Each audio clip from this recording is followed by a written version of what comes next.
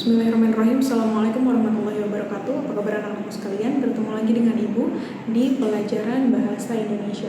Dan di pertemuan kali ini kita memasuki materi yang baru, yaitu tentang teks puisi. Sebelum memulai pembelajaran, Ibu akan bacakan terlebih dahulu kompetensi dasar kita hari ini. Yang pertama yaitu mengidentifikasi unsur-unsur pembangun teks puisi yang didengar atau dibaca.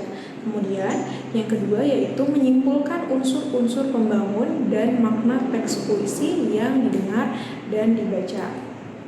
Tujuan pembelajaran kita hari ini anak-anak yaitu setelah nantinya kalian menyimak video pembelajaran yang diberikan, diharapkan kalian mampu untuk mengidentifikasi dan juga menyimpulkan unsur-unsur pembangun dan juga makna dari sebuah teks puisi yang didengar atau dibaca dengan baik. Sebelum kita masuk pembelajaran, Ibu ada pertanyaan, apa sih yang kalian ketahui tentang teks puisi? Pasti kalian sudah tidak asing lagi dengan kata puisi, tapi apakah kalian sudah tahu apa yang dimaksud dengan teks puisi? Nah, kalau belum tahu, kita bahas hari ini bersama-sama ya. Jadi teks puisi ini adalah sebuah bentuk karya sastra yang mengungkapkan suatu pikiran dan perasaan seorang penyair secara imajinatif dan disusun dengan memperhatikan unsur fisik dan juga unsur batinnya. Jadi teks puisi ini merupakan sebuah karya sastra ya yang mengungkapkan perasaan si penyair atau si penulis puisi tersebut. Tapi jangan sampai lupa bahwa dalam membuat atau menyusun teks puisi ini kita harus tetap memperhatikan unsur-unsur pembangunnya. Ada unsur fisik dan juga unsur batin. Apa sih unsur fisik dan unsur batin? Nah, kita bahas bersama-sama ya. Jadi unsur pembangun teks puisi ini ada dua. Nah, karena teks puisi ini memiliki ciri khusus yang berbeda dengan teks lainnya, kita harus memahami betul tentang unsur-unsur pembangunnya, yaitu ada dua. Yang pertama ada unsur fisik dan juga unsur batin. Kita akan bahas satu persatu. Yang pertama yaitu unsur fisiknya. Ada 5 unsur fisik dari teks puisi, ada bunyi, diksi, bahasa kias atau majas, kemudian ada citraan, dan juga ada tipografi atau perwajahan. Mungkin beberapa unsur fisik ini sudah tidak asing lagi bagi kalian, tapi mungkin ada beberapa juga yang baru kalian lihat, misalnya mungkin citraan atau tipografi. Ya, nanti kita akan bahas bersama-sama. Mulai dari bunyi. Nah, bunyi ini merupakan unsur yang paling menonjol dalam sebuah puisi. Bunyi ini berperan antara lain agar puisi terdengar lebih merdu jika dibaca atau diperdengarkan. Bahasa puisi cenderung menggunakan perulangan bunyi. Nanti ini akan nyambung ke majas ya, majas repetisi. Nah, setelah ada bunyi, ada diksi. Apa sih diksi? Nah, dalam membuat puisi, seorang penyair pasti akan melakukan pemilihan-pemilihan kata yang menarik, yang tentunya dapat juga mewakili perasaannya yang nantinya akan dituangkan ke dalam sebuah puisi. Nah, pilihan kata inilah yang disebut diksi. Jadi diksi itu artinya adalah pemilihan kata. Tujuannya apa sih? Kenapa kita harus melakukan pemilihan kata? Tentunya yang pertama yaitu selain agar dapat mewakili perasaan si penyair atau si pembuat puisi ini, tentunya juga agar si pembaca puisi itu nanti akan tertarik terhadap puisi-puisi yang kita buat ketika mereka membaca atau mendengar puisi buatan kita, seperti itu. Kemudian unsur fisik yang ketiga yaitu bahasa kias atau biasa kita kenal dengan majas. Nah, bahasa kias atau majas ini digunakan dalam puisi untuk mendapatkan efek tertentu. Nah, bahasa kias atau majas yang biasanya ada di dalam sebuah teks puisi ini biasanya ada majas personifikasi, ada majas metafora, ada juga majas repetisi. Personifikasi tahu ya, personifikasi itu adalah benda mati seolah hidup. Jadi ada beberapa majas yang memang banyak digunakan oleh para penyair atau para pembuat puisi untuk memperindah puisinya. Selain tadi menggunakan diksi atau pilihan kata, penggunaan majas ini juga bisa berfungsi untuk memperindah sebuah puisi, seperti itu. Kemudian yang keempat itu ada citraan.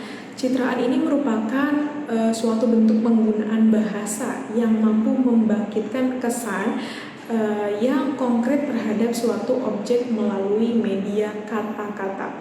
Jadi ada beberapa citraan di dalam sebuah puisi. Ada citraan penglihatan, citraan pendengaran, perabaan, pengecapan, dan juga penciuman. Ya, citraan ini menyangkut ke 5 alat indera kita. Jadi ketika kita membaca, Misalnya ada puisi yang mendeskripsikan tentang kondisi pasar. Nah, ini akan menimbulkan citraan penglihatan. Jadi kita akan membayangkan bagaimana sih kondisi pasar yang dijabarkan seperti itu. Atau misalnya tentang keindahan alam. Nah, ketika kita membaca tentang puisi tersebut, kita jadi membayangkan bagaimana keadaan alam yang digambarkan dalam puisi tersebut. Ini termasuk ke dalam citraan. Bisa juga citraan pendengaran atau penciuman, pengecapan, perabaan, dan lain sebagainya. Tergantung puisinya nanti ya. Kemudian unsur fisik yang terakhir yaitu tipografi atau perwajahan. Tipografi ini adalah pembeda dari teks puisi dengan teks-teks yang lain. Jadi perwajahan teks puisi ini merupakan tata letak atau baris, bait kata atau frasa agar dapat menghasilkan sebuah bentuk fisik puisi. Kalau kita bandingkan bentuk fisik puisi, teks puisi dengan teks-teks yang lain tentunya sangat berbeda ya. Kalau teks yang lain itu biasanya berupa paragraf-paragraf panjang. Kalau teks puisi ini memiliki bentuk-bentuk yang memang membedakan antara teks puisi dengan teks-teks yang lain. Nah, yang membedakan ini adalah tipografinya atau perwajahannya, bentuk fisiknya. Seperti itu. Ini adalah kelima unsur fisik dari sebuah teks puisi. Selanjutnya, kita masuk ke unsur batin. Ada 4 unsur batin teks puisi. Yang pertama ada tema, kemudian ada amanat, ada emosi, dan juga ada suasana. Kita bahas satu persatu ya. Yang pertama ini ada tema. Nah, tema ini di semua teks, di setiap jenis teks dalam bahasa Indonesia pasti memiliki tema. Salah satunya adalah teks puisi. Teks puisi juga memiliki tema.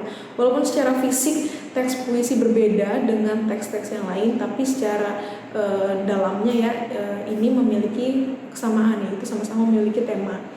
Jadi tema ini merupakan suatu gagasan pokok atau pemikiran dalam sebuah puisi.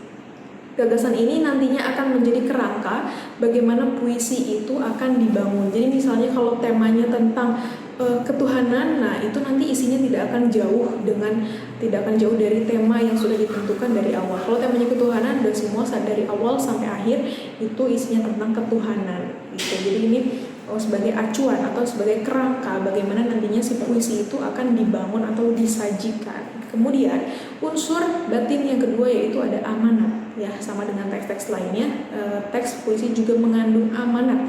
Amanat ini adalah pesan atau nilai-nilai yang hendak disampaikan penyair melalui puisi yang dibuatnya. Tidak jauh berbeda ya dengan jenis-jenis teks lain dalam bahasa Indonesia. Kemudian ada unsur emosi. Nah, emosi ini yaitu sikap si penyair yang efeknya nantinya akan dirasakan oleh pembaca, misalnya marah, sedih, atau penuh cinta kasih. Jadi ketika si penyair menuliskan atau membuat teks puisi ini, bagaimana sih keadaan batinnya gitu ya, bagaimana keadaan si penyair, apakah si penyair saat membuat puisi sedang dalam keadaan marah, dalam keadaan sedih, atau sedang dalam keadaan penuh cinta kasih gitu. Nanti perasaan apa yang dirasakan si penyair itu nantinya akan berdampak terhadap puisi yang ditulisnya, dan nantinya itu akan dirasakan oleh para pembaca. Nah, ini juga berkaitan dengan unsur yang selanjutnya yaitu suasana. Kalau suasana itu adalah suasana efek dari puisi yang dirasakan oleh pembaca. Kalau tadi emosi itu adalah bagaimana perasaan si penyair ketika menulis, nah ini efeknya ini akan dirasakan kepada pembaca di unsur batin suasana ini. Jadi suasana efek dari puisi yang dirasakan oleh pembaca. Misalnya pembaca akan merasakan tentram saat membaca puisi bertema keindahan alam. Seperti itu. Mungkin pada saat itu penulis sedang menulis dengan perasaan yang penuh cinta kasih seperti itu, sehingga suasana yang ditimbulkan adalah suasana yang tentram yang dirasakan oleh para pembaca seperti itu. Nah, anak-anak, ini Ibu ada contoh 2 puisi ya. Ini merupakan puisi akrostik namanya. Puisi akrostik itu apa sih? Jadi puisi akrostik itu bisa dilihat ya, ini ada 2 puisi, judulnya Guru dan juga Menulis. Ketika nanti kalian baca secara vertikal atau ke bawah, itu akan menghasilkan suatu kata. Kita lihat contoh yang pertama yaitu puisi yang berjudul Guru. Nah, ini kalau di awal setiap baitnya kita sambungkan dan kita baca secara vertikal, itu akan menghasilkan suatu kata yaitu guru. Nah, Ibu kan bacakan ya. Guru, gemilang harta bukanlah tujuanmu. Nah, utama dalam sikap dan laku lebih mengisi jiwa dan hatimu. rindukan penerus bangsa yang berilmu di otak dan kalbu, upayakan itu selalu sampai pupus umurmu. Nah, ini adalah salah satu contoh puisi akrostik yang katanya itu ada di depan. Jadi di awal bait gitu ya, ketika dibaca secara vertikal atau ke bawah itu akan menghasilkan suatu kata. Kalau yang kedua ini adanya di bagian akhir. Di bagian akhir. Jadi akrostik ini bisa di awal, bisa di akhir. Kalau puisi yang kedua ini adanya di akhir, ketika dibaca vertikal akan menghasilkan kata menulis. Jadi akrostik ini intinya adalah ketika di awal bait atau di akhir bait dibaca secara vertikal akan menghasilkan suatu kata. Jadi kalian bisa nih membuat puisi akrostik dari nama kalian. Ya, jadi kalian tulis dulu nama kalian ke bawah, baru nanti kalian buat bait-bait puisinya. Seperti itu. Temanya boleh bebas apapun, tapi nanti ketika di awal bait atau di akhir bait dibaca secara vertikal harus membentuk suatu kata. Katanya boleh apa saja ya. Contoh yang berikutnya ini mungkin tidak begitu jelas tulisannya ya, tapi mudah-mudahan masih bisa terbaca. Ini ada contoh puisi namanya puisi kontemporer. Nah, jadi puisi kontemporer ini dia lebih mengutamakan bentuk puisinya. Ini bisa dilihat ya, ada puisi bentuknya itu hujan. Jadi ada tulisan hujan, Hujan, yang membentuk huruf ini dengan ada kata masalah. Nah, di sini ada banyak sekali kata masalah yang membentuk suatu kata menjadi kata hujan. Ini merupakan salah satu puisi kontemporer. Ini adalah puisi kontemporer ini adalah pengaplikasian unsur fisik puisi yaitu tipografi. Masih ingat tadi ya, ada unsur fisik puisi yaitu tipografi atau perwajahan. Yang puisi ini memperhatikan tata letak atau baris sebuah puisi. Nah, apa sih maknanya? Maksudnya apa sih? Kenapa di sini banyak sekali kata masalah? Ada kata satu. Jadi di puisinya hanya ada satu kata masalah yang diulang-ulang. Dan kata masalah ini membentuk kata hujan. Artinya apa? Nah, di sini ada penjabarannya. Jadi ciri dari puisi kontemporer ini yaitu mengandung sedikit kata dan lebih mementingkan bentuk untuk menyampaikan isi. Nah, di sini ada temanya. Tema puisinya itu kesabaran. Kemudian isi dari puisi ini yaitu masalah itu ibarat hujan, selama dan sederas apapun itu pasti akan reda dan berakhir juga. Nah, ini maksudnya ya, kenapa di sini ada banyak sekali kata masalah, hanya satu kata tapi diulang-ulang dan membentuk kata hujan. Artinya yaitu masalah itu ibarat hujan, selama dan sederas apapun ia pasti akan reda dan berakhir juga gitu. Jadi tetap walaupun katanya hanya sedikit, tapi ini tetap memiliki amanat dan makna yang mendalam seperti itu. Ini adalah contoh-contoh tadi ya puisi yang mungkin jarang kalian lihat gitu ya. Tadi ada puisi akrostik yang membentuk sebuah kata, kemudian ini ada puisi kontemporer. Nah, alhamdulillahirabbil alamin, materi kita sudah selesai. Mudah-mudahan materi tentang teks puisi ini dapat kalian pahami dengan jelas ya. Kurang lebihnya mohon maaf. Wabillahi taufiq wal hidayah. Wassalamualaikum warahmatullahi wabarakatuh.